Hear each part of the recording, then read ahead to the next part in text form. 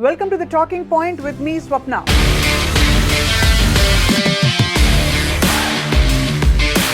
ఈ రోజు రేపు యువత అంతా సోషల్ మీడియాలో తలకాయలు బద్దలు కొట్టుకుంటున్నారు. పార్లమెంట్ సమావేశాలు మొదలయ్యాయనో, తెలుగు రాజకీయాలు వేడెక్కాయనో కాదు, వానాకాలం కాబట్టి ఆరోగ్య సమస్యలు వచ్చి పడతాయని ఏమాత్రం కానే కాదు. వీటిని కూడా పట్టించుకోవడం లేదు నిజానికి ఎవరు కూడా. యువత ఎవరిని కదిలించినా కూడా ఒకే నామస్మరణ, అదే అఫ్ కోర్స్ కల్కి సినిమా. ఇప్పుడు కల్కి సినిమా టాక్ ఆఫ్ ద టౌన్గా మారిపోయిన విషయం అందరికీ తెలుసు. ఇంతకీ ఈ సినిమా ప్రత్యేకతలు ఏమిటి, ఎటువంటి రికార్డు సృష్టించబోతోంది, ఇంకా ఈ సినిమా స్టోరీ లైన్ ఏమిటి అన్న విషయంపై ఒకసారి దృష్టి పెడదాం. ఇటీవల కాలంలో హీరో ప్రభాస్ పాన్ ఇండియా కథానాయకుడిగా మంచి పేరు తెచ్చుకున్న విషయం అందరికీ తెలుసు. సో ఆయన్ని నమ్ముకుని సినిమా చూస్తే నిర్మాత పండగ చేసుకోవచ్చు. సో ఇప్పుడు కల్కి సినిమా విషయంలో చూస్తే కూడా అదే పరిస్థితి కనిపిస్తుంది. సినిమా టికెట్ల కోసం అభిమానులు విపరీతంగా కొట్టేసుకుంటున్నారని వార్తలు వస్తున్నాయి. ఇప్పటికే ఓపెనింగ్ డేస్కి టికెట్లు పూర్తిగా బుక్ అయిపోయాయి. కల్కి తెలుగు వర్షన్నే 2500 థియేటర్స్లో రిలీజ్ చేస్తున్నారు. 3500 స్క్రీన్ల మీద విడుదల చేస్తున్నారు. అయినప్పటికీ అన్ని చోట్ల కూడా ఓపెనింగ్ డేస్లో టికెట్లు ఇప్పటికే అమ్ముడుపోయాయి అన్నమాట. భారతదేశం అంతటా కూడా కలుపుకుంటే సుమారు 4 లక్షల టికెట్లు ఇప్పటికే అమ్మేశారని చెప్తున్నారు. ఓ రకంగా ఇది ఒక రికార్డ్ అని చెప్పుకోవాలి.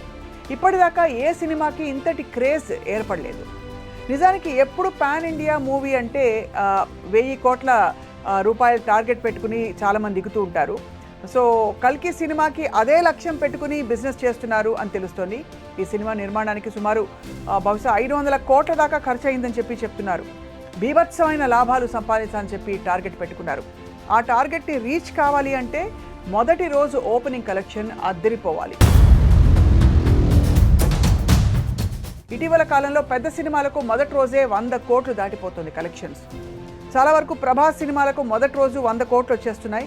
కానీ ఈ సినిమాకి 200 కోట్లకు పైగా సంపాదించాలని చెప్పి లెక్కలు వేస్తున్నారు. ఇప్పటిదాకా రాజమౌళి తీసిన RRR సినిమా పేరుతో ఒక రికార్డు ఉంది. మొదటి రోజు 223 కోట్లు సంపాదించారని చెప్పి మనకి తెలుస్తోంది. కల్కి సినిమాతో ఆ రికార్డ్ని బద్దలు కొడతారా లేదా దగ్గరికి వెళ్తారా అన్నది కూడా మనం వేసి చూడాలి. అఫ్ కోర్స్ దాదాపుగా అలాగే కనిపిస్తుంది పరిస్థితి. ఇక సినిమా విషయానికి వచ్చినట్లయితే ఇంకా ఎన్నెన్నెన్నో ప్రత్యేకతలు కనిపిస్తున్నాయి. పాన్ ఇండియా హీరో ప్రభాస్ మొత్తం శక్తిని కేంద్రీకరించి తీస్తున్న సినిమా ఇది.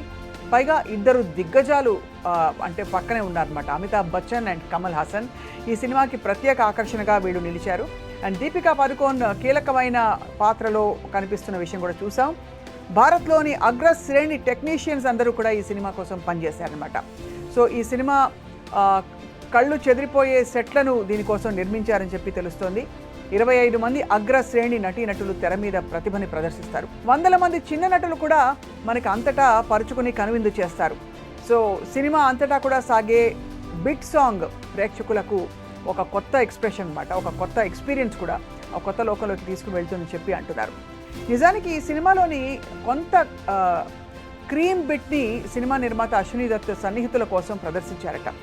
సినిమా ఏమిటి అంటే సినిమా రాజకీయ రంగాలకు చెందిన ప్రముఖులు ఈ సినిమా బిట్ వీక్షించి వాళ్ళలో వాళ్ళు మాట్లాడుకున్నారు. అందులోనే ఒక రాజకీయ ప్రముఖుడు ఈ సినిమా గురించి సన్నిహిత జర్నలిస్ట్తో వివరాలు పంచుకున్నారు. చెప్తున్న సమాచారం ప్రకారం అయితే ఈ సినిమా ఒక చారిత్రక నేపథ్యంలో సాగుతుంది. మహాభారత కాలంలో సినిమా కథ మొదలవుతుంది. మహాభారత యుద్ధంలో కనిపించే అశ్వత్థామ పాత్ర కీలకంగా నిలుస్తుంది. హిందీ సూపర్ స్టార్ అమితాబ్ బచ్చన్ ఈ పాత్ర పోషించారు. సుమతి అంటే దీపికా పదుకోన్ గర్భంలో కల్కి అవతారం వస్తుందని చెప్పి సంకేతాలు ఇస్తారు. ఈ కల్కిని సంరక్షించేందుకు అశ్వత్థామ చాలా జాగ్రత్తలు తీసుకుంటారు. భైరవ పేరుతో ప్రభాస్ వెండి తెర మీద విశ్వరూపం ప్రదర్శించారని చెప్పి చెప్తున్నారు. వావ్. అండ్ ఈ సినిమా కోసమే ప్రత్యేకంగా కొన్ని కార్లు, వాహనాలు కూడా రూపొందించారు. మహాభారతం నుంచి మొదలైన కథ కలియుగంలో కీలకంగా సాగి 2898 సంవత్సరంలో ముగుస్తుంది. అందుచేతనే ఈ సినిమాకి కల్కి 2898 అంటే 2898 అని పేరు పెట్టారు. అంటే దాదాపుగా 6000 సంవత్సరాల కథను నిర్మించారు అన్నమాట. మొత్తంగా విష్ణుమూర్తి 10వ అవతారమైన కల్కి ఎలా వస్తాడు, భూమండలం మీద దుష్ట శిక్షణ శిష్ట రక్షణ ఎలా చేస్తాడు అనేదే ప్రధానమైన కథ. కాలగమనానికి అనుగుణంగా ఇందులో 9 రకాల యుద్ధ రీతులను చూపించినట్లు చెప్తున్నారు. మొత్తానికి ఈ కల్కి సినిమా ఫీవర్ తెలుగు గడ్డ మీద యువతను విపరీతంగా ఊపేస్తోంది. కల్కి సినిమా టీమ్కి ఆల్ ద బెస్ట్ చెప్తాం. వీఆర్ ఆల్ వెయిటింగ్ ఫర్ కల్కి. Thank you all for watching.